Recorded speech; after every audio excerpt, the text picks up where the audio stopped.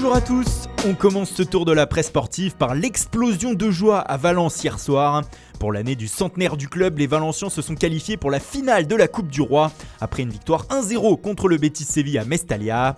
Nous allons à Séville, s'exclame le quotidien Super Déporté. En effet, le 25 mai prochain, les coéquipiers de Rodrigo, auteur du but victorieux, iront défier le FC Barcelone au stade Benito Villamarín, le stade du Betis. Les Andalous justement dont la déception est immense, eux qui avaient fait de cette coupe un objectif. C'est un rêve brisé pour Estadio Deportivo qui indique que désormais le club se tourne vers la Liga et une possible qualification en Ligue des Champions. Direction l'Angleterre désormais avec le limogeage hier en fin de journée de Claudio Ranieri. Le coach italien a été remercié par Fulham après seulement 16 matchs à la tête du club, comme l'écrit le Times ce matin. L'ancien entraîneur de Nantes et de Monaco était arrivé en fin d'année 2018 afin de tenter de sauver les Cottagers de la relégation. Une opération qui a échoué, Fulham étant toujours 19e à 10 points désormais du premier non relégable. Ce départ fait la une de tous les journaux anglais comme ici le Daily Mail qui titre « Sur le bord de la touche ». Le Daily Telegraph aussi fait sa une sur Ranieri en utilisant son surnom Dilly Ding Dilly Dong, acquis du temps de son passage à Leicester pour saluer le départ de l'Italien.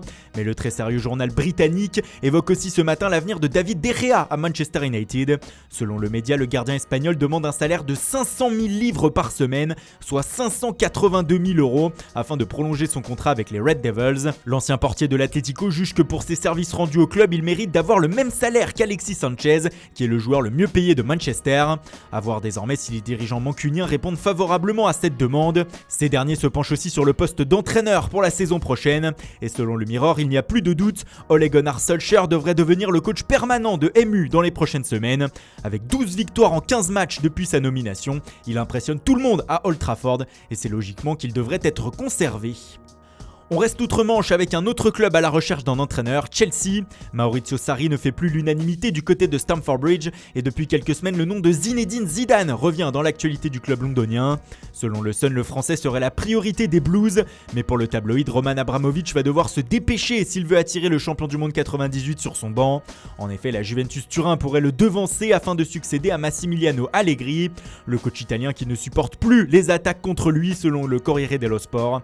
Il aurait hier fermé ses comptes Twitter et Instagram afin de stopper le flot d'attaques et d'insultes dont il fait l'objet. Un indice de plus que la situation se détériore pour Allegri à la Juve.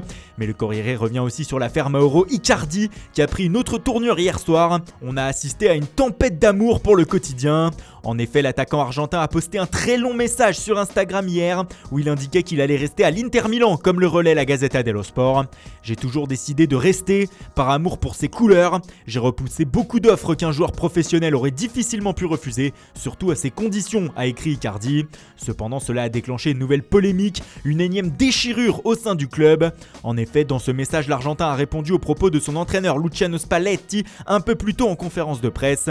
Ce dernier avait refusé de répondre à une question sur son joueur en déclarant « Je ne parle que de ceux qui s'entraînent et qui jouent », ce à quoi a répondu l'intéressé.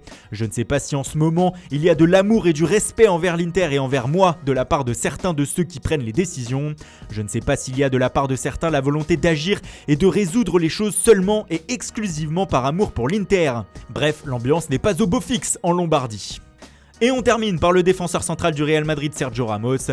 L'Espagnol a été suspendu hier 2 matchs par l'UEFA pour avoir fait exprès de prendre un carton jaune durant le 8e de finale aller de Ligue des Champions contre l'Ajax, afin d'être suspendu et d'être de retour pour les quarts de finale.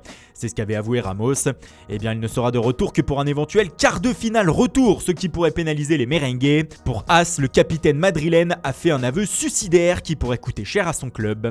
Voilà, c'est tout pour aujourd'hui. Merci pour votre fidélité. Bonne journée à tous et rendez-vous dès demain matin pour une nouvelle revue de presse.